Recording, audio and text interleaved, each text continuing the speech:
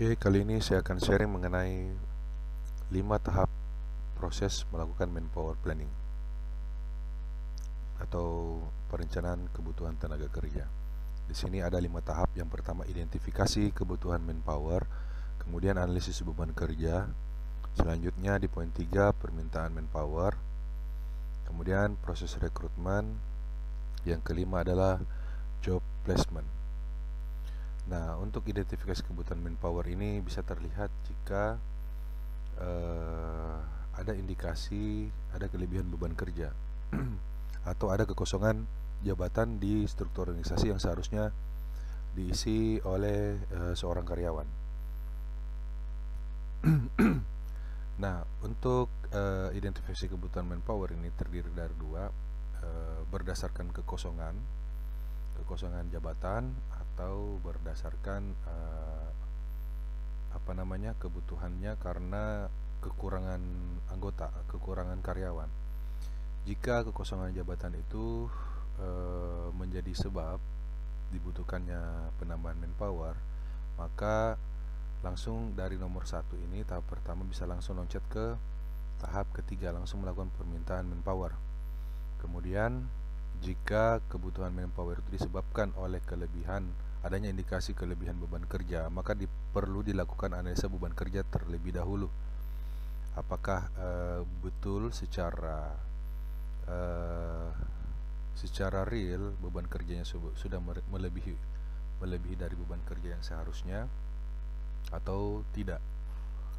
Nah, untuk analisa beban kerja ini, di sini saya sudah buat video tutorial mengenai cara melakukan analisis beban kerja untuk melakukan penambahan karyawan. Dan juga di sini saya sudah sediakan format analisa beban kerja yang bisa teman-teman gunakan untuk menganalisis apakah beban kerjanya itu sudah melebihi dari batas beban kerja. Misalnya di sini beban kerja jabatannya itu target 100%, baru dilakukan 100% ke atas, baru dilakukan penambahan tenaga kerja. Berarti untuk beban kerja jabatan A di sini masih 35%, berarti belum memenuhi syarat untuk melakukan penambahan karyawan di jabatan tersebut.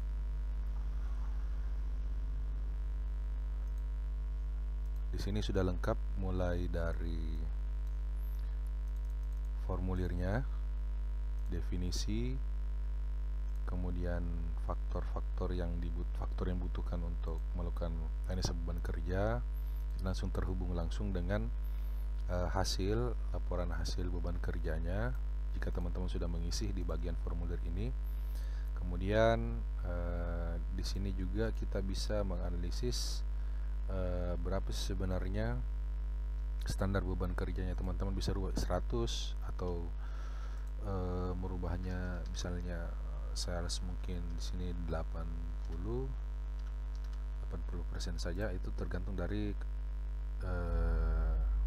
kebutuhan dari perusahaan teman-teman. Semuanya sudah link ya, saya buat sudah link sehingga bisa memudahkan teman-teman dalam melakukan analisis beban kerja dan bisa lebih cepat. Kemudian setelah melakukan analisis beban kerja, ternyata memang katakanlah kita asumsikan beban kerjanya memang melebihi. Kemudian kita akan menambah karyawan, misalnya 1 orang, kemudian ingin menambah karyawan 1 orang lagi, maka kita lanjut ke proses selanjutnya, yaitu proses permintaan manpower. Proses permintaan manpower ini, di tahap ini teman-teman wajib untuk membuat formulir permintaan tenaga kerja. Di sini saya sudah buat model formulir permintaan tenaga kerja seperti ini. Jadi teman-teman tinggal mengisinya, melengkapinya sesuai dengan kebutuhan permintaan tenaga kerja. Sini ada alasan pengadaan, kebutuhan, sumber tenaga kerja, kualifikasi, dan tanda tangan yang ada di sini. Oke, lanjut. Nah, selanjutnya ketika formulir tenaga kerja itu telah diisi, teman-teman itu wajib memberikan kepada tim HRD yang ada di perusahaan untuk melakukan proses rekrutmen. Teman-teman HRD akan melakukan proses rekrutmen mulai dari desain lowongan kerja hingga melakukan tes. Apakah tes itu terdiri dari ada tes tertulis, wawancara dan sebagainya, itu tergantung dari kebijakan atau SOP di departemen HRD di perusahaan teman-teman. Kemudian jika kandidatnya sudah terseleksi dengan baik dan didapatkan calon karyawan sesuai dengan kriteria, sesuai dengan kualifikasi yang dibutuhkan, maka lanjut ke tahap selanjutnya, itu tahap kelima, itu job placement. Di job placement ini teman-teman wajib menyediakan yang namanya kontrak kerja ya. Di sini kontrak kerja saya juga sudah sediakan contoh kontrak kerjanya, tinggal diadaptasikan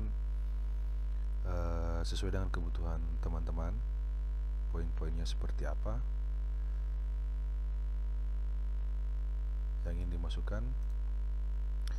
Kemudian setelah melakukan tanda tangan kontrak, maka karyawan tersebut siap untuk melaksanakan tugas dan tanggung jawabnya di perusahaan sesuai dengan jabatan yang didudukinya. Mungkin itu yang bisa saya sharing terkait bagaimana proses perencanaan tenaga kerja atau manpower planning. Jika teman-teman tertarik dengan materi saya ini dan tertarik dengan template-template yang telah saya buat, teman-teman bisa cek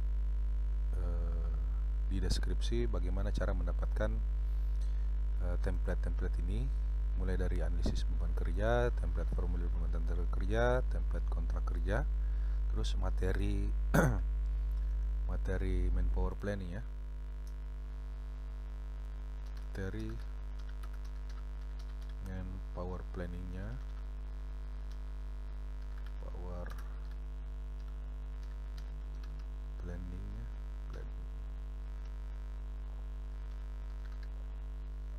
manpower planning. Kemudian di sini saya juga memberikan contoh soal-soal jawab wawancara. Jadi teman-teman di HR itu bisa menggunakan ini sebagai acuan atau sebagai inspirasi dalam memberikan pertanyaan-pertanyaan kepada kandidat-kandidat calon pelamar.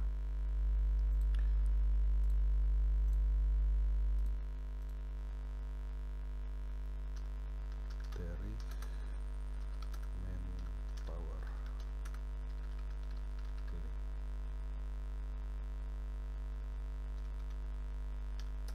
Oke, sekian dari saya.